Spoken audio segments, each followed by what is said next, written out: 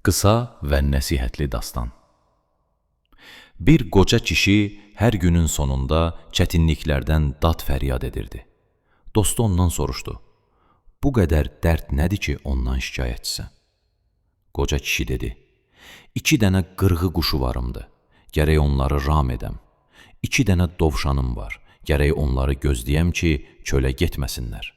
2 dənə qartalım var ki, gərək onları tərbiyələndirəm. Bir dənə ilan varımdır ki, onu həbs etmişəm. Bir dənə də şir varımdır ki, gərək həmişə onu dəmir qəfəsdə dustaq edəm.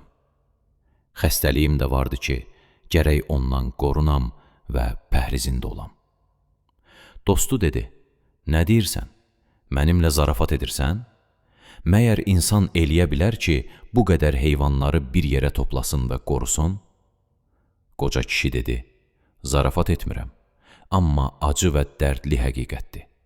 O 2 qırğı mənim gözlərimdir ki, gərək çalışmaqlıqla onları qoruyam. O 2 dovşan mənim ayaqlarımdır ki, gərək diqqətli olam, günaha tərəf getməsinlər.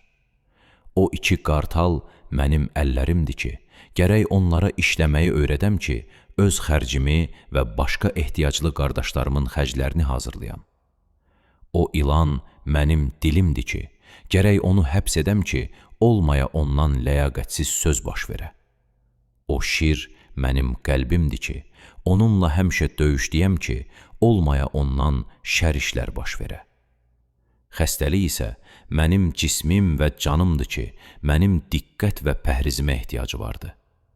Bunlar mənim gündəlik işlərimdir ki, məni bu qədər incidi və amanımı kəsibdi.